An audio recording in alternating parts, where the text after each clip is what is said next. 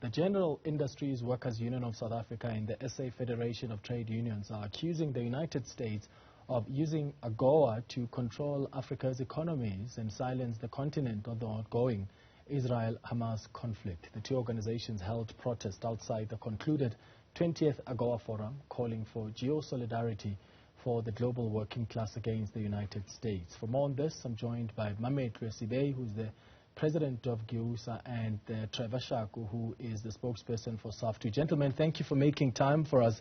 I'll start with you, Trevor. Why do you believe AGOA doesn't benefit workers? No, actually what we were doing there was to raise issues around the continued funding and support by the United States government to the Israeli Zionist regime, who currently are bombarding Gaza and have continued an oppression that spanned for over 75 years. So our protest yesterday was mainly directed at the United States and in protest of the fact that they are funding a genocidal campaign by the Israeli regime and that they have to stop. And therefore, it would not have been proper for us to be participants and shake hands with people who are currently funding that genocide. And that was the main core of why we were protesting yesterday. But just to tap onto some of the economic issues which we have as a reservation towards AGOA and the trade relations that have been established through AGOA, is that if you look at the number of value that is transferred through this particular trade from South Africa in particular to America, you realize that a lot of that is actually the facilitation of the transfer of mineral wealth to America, of course without quotas, but at the very base of it, because of the underpricing of mineral resource in South Africa and Africa, we know that the facilitation of that is one that you are not benefiting necessarily from these relations, because when these capitalists do export these minerals, for instance, in 2021-2022, the biggest exports between ourselves and them were platinum, or were mineral resources led by platinum in particular.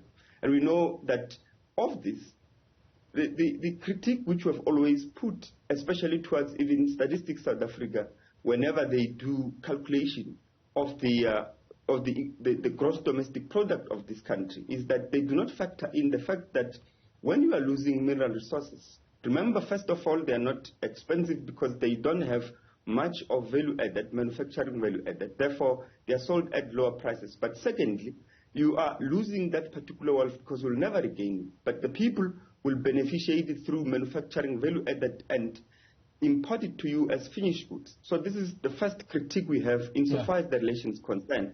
But the second, in closing and finally, the second critique we have is because we have a major union that is organizing in the food industry, FAO. And in that industry, 49% last year of the chicken that was consumed in this country was coming from the United States. And of that, we know the problems that have arisen as a result of the dumping of chicken in the industry, the impact it has had in the local manufacturing of chicken, local poultry industries in the country. And we've had this problem for quite some time and are raising, of course, continued criticism against the quota that allows for these people, through facilitation by AGOA, to be able to export chicken into our country, which does not take into cognizance the health and the sustainability of the poultry industry in the country. Yeah, and Trevor, before I move to Mametlo, when you talk about the facilitation of the transfer of mineral wealth, I mean, is AGOA Summit the right platform to raise those issues, given that, I mean, minerals are not part of this trade pact? All of the trade pacts, in our view, have to be questioned, and wherever we have economic questions around export and import-related questions, we think that these are platforms upon which we should be able to raise these particular issues. I mean, if you look at the criticism that was put out by a number of economists around the facilitation of the transfer of that mineral wealth, especially, as they say, it's because of the relationship we've established that allows, again, because of the quotas that have been enacted, the lifting of the input duties that have been lifted as a result of this. I hear that. Those are valid issues to raise. I'm just stating that when you look at the AGOA trade pact, I mean, that covers the automotive sector, food and beverage, the transport equipment, leather and textiles as well. In fact, what you're starting to hear now are calls for some kind of a review on this trade pact so that it can start including things like the mining sector, where we can have minerals that are also somehow exported, and we're getting those tariff incentives as well. But we'll get back to that. Let me bring in Mametle. Mametle, what concerns do you have that your union has around this AGOA pact? Because that's part of the reason you were there yesterday protesting against what you perhaps feel are unfair conditions that are placed on African countries as part of this agreement? I think we should be clear. AGOA is an imperialist scheme by the U.S. imperialism, right? And you don't have to listen to the salesmen of AGOA in this country and, of course, from America when they are selling lies to South Africans. But I think the architect of the legislation in America itself, one of its stated conditions is very clear. It says United States benefits when it serves its interest in the continent. Countries that undermine the national security and the foreign policy interests of United States do not qualify for AGOA. Now, what are those interests? And I'm going to come back to the issue that Comrade Trevor is grappling with on the question of AGOA and its economic meaning for South African industries. But the reason that we demonstrated there was very clear.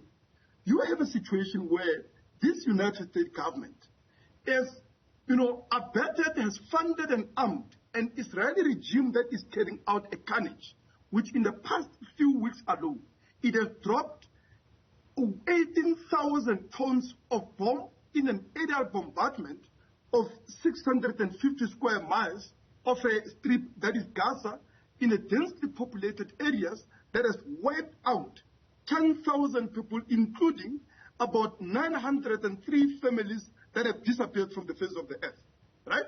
This is what is the imperial policy of the United States that says none of the African countries that do not serve this imperialist foreign policy interest do not qualify for AGOA. And that's the reason we think South African government cannot take any consistent and principled position where it comes into conflict with an imperialist agenda of America. Anyway. But to be fair, to be fair, has the South African government not been firm on its position and how it stands with Israel? I mean, the sympathizers of the Israeli government, even the Jewish Board of Deputies, have been calling out the International Relations Minister for being very clear about government support of Palestine. Even President Cyril Ramaphosa has appeared even at groups where they are calling for ceasefire, wearing the Palestinian scarf. He's been unequivocal about his government support of Palestine. So is it fair then to say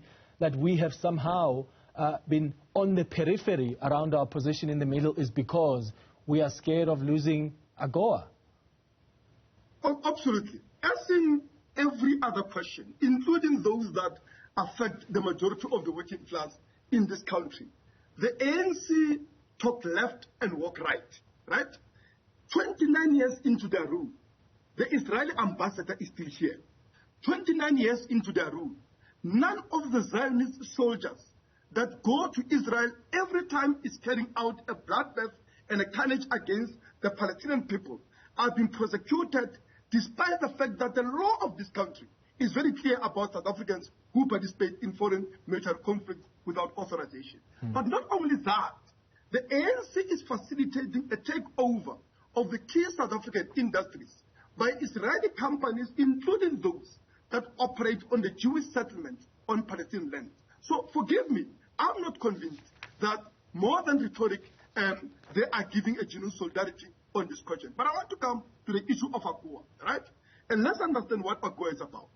AGOA, 75% of its benefit goes to the automotive industry and 12% to metallurgical industries, right? What is automotive industry? Automotive industry is dominated by the Americans, by the German, by the Japanese manufacturers, right? Who already, by the way, are assembling cars in exchange for hundreds of billions of worth of subsidies by the ANC government on the back of the taxpayers. In fact, look at the World Bank report in 2016. That says the tax incentives that ANC is already giving to automotive industry, right, is costing 116,000 per job in that industry. This is the money that could be plowed into other industries. So what we have by way of AGOA is this. American government insists that South Africa basically must not only subsidize its auto manufacturers and those of its allies, but it will give a duty-free access to those cooperation to their own access to their own markets in exchange for South African government sacrificing a locally owned poultry industry, including small and medium enterprises that today have been devastated, are laid to waste at the cost of tens of thousands of jobs in those industries.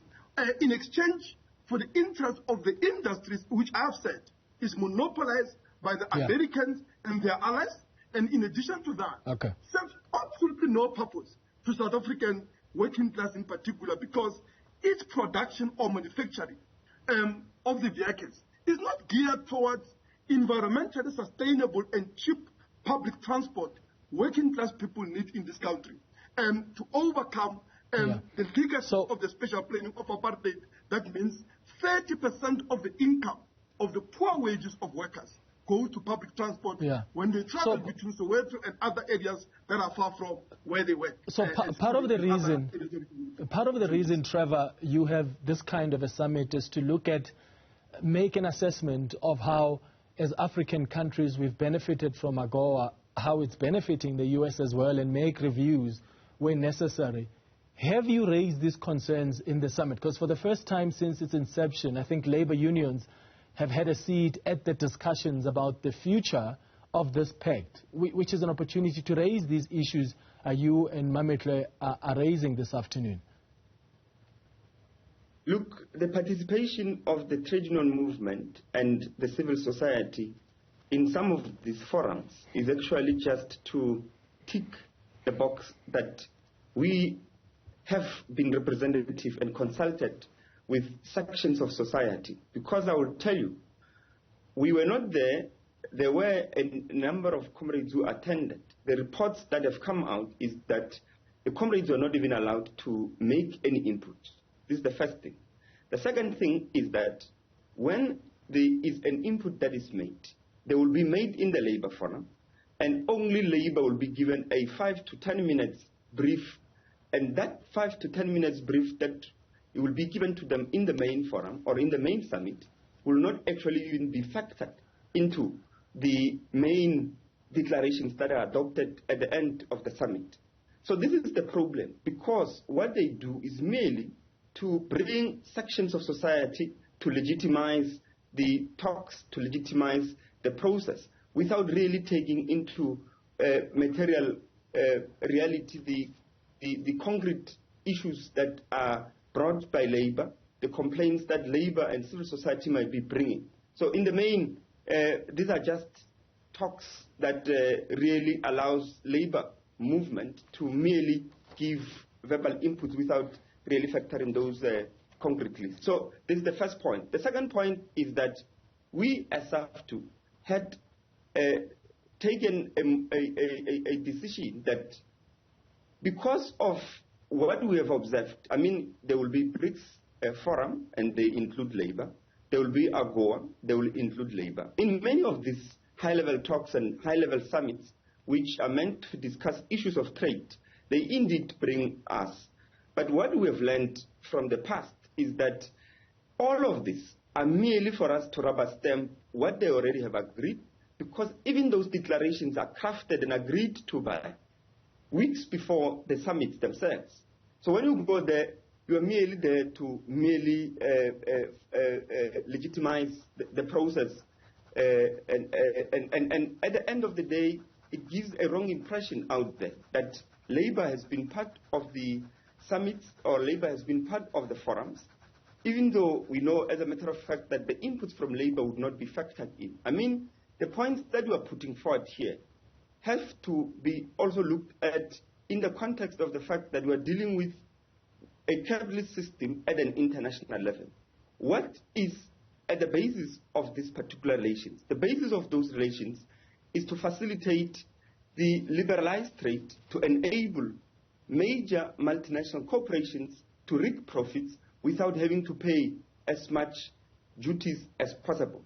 And in the instance that you have a history of deindustrialization since the late 1970s, early 1980s, where the South African manufacturing industry itself has suffered a lot. We had made inputs in various forums, and some of these inputs include the point I've made earlier about the anti-dumping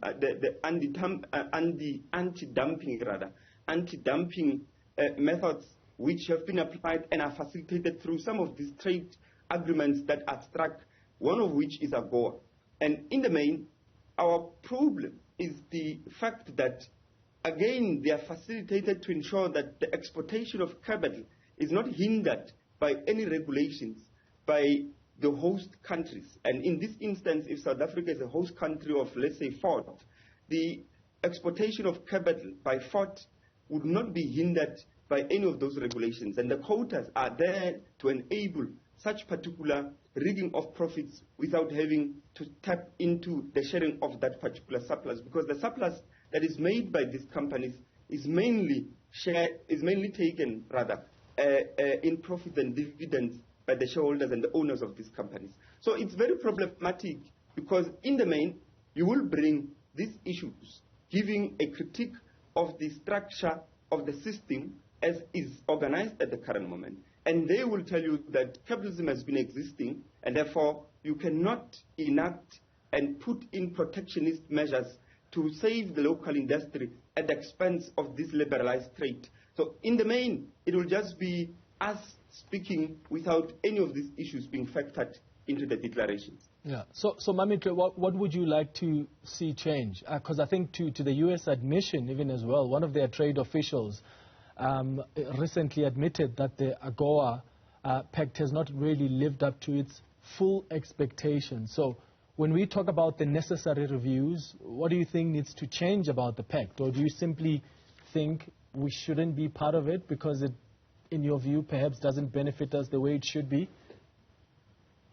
We should be clear.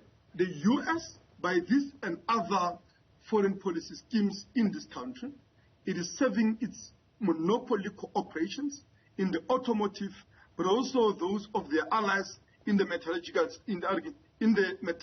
industries. In this case, is an Australian companies that, of course, are dominating refineries that are benefiting, by the way, from a very highly subsidized electricity, with an Australian-owned smelters, for instance, consuming as much as approximately 10% of electricity by Eskom at below generation cost. Now, what do we say is an alternative? Look, the only way that you're going to build an industry that truly serves the working people in this country is to bring the automotive industry into public ownership, and would argue on the basis of democratic control and management of the working class, it will be possible to ensure you direct the investment in that industry, which amounts already to hundreds of billions of taxpayers' money, to ensure that you do a real manufacturing, which is not what is happening. Currently, it's assembling, not manufacturing. On the basis of that, not only would you be able to repurpose that industry to ensure it actually manufactures the public transport we need, the buses, the trains, the trams, and other things, to ensure that people in townships, in rural areas in this country, have a cheap, affordable, and environmentally sustainable transport. But more than that, right? Not only will that make it possible for you to preserve the existing jobs in the auto industry, but you'll agree with me, on the basis of manufacturing, will grow those jobs in the auto industry, as well as, of course, in the other industries that are sacrificed at the altar of AGOA, and of course in exchange for auto interest or monopoly interest in the auto industry, such as the poultry industry that we have mentioned. So we do believe that the money that South African government already, by the way, is spending. I mean, think about it, Clement. 116,000 rand per job in the auto industry. Yeah. How many jobs would government create by investing in public services, in the public infrastructure, as well as in real manufacturing in this country? Why should unemployed people in this country, why should small business people, why should workers in this country be subsidizing the auto manufacturers, the US, the Japanese, the German monopolies in the auto manufacturing industry, just so that they export these vehicles to Europe and not manufacture the public transport that they need? So we say public ownership, democratic control and management of the working class and the planning of the economy, but also independent foreign policy that is principled and in solidarity with our oppressed people everywhere, including Palestine. Newzroom Afrika and Trevor Shaku, I appreciate both of you for making time for us this afternoon.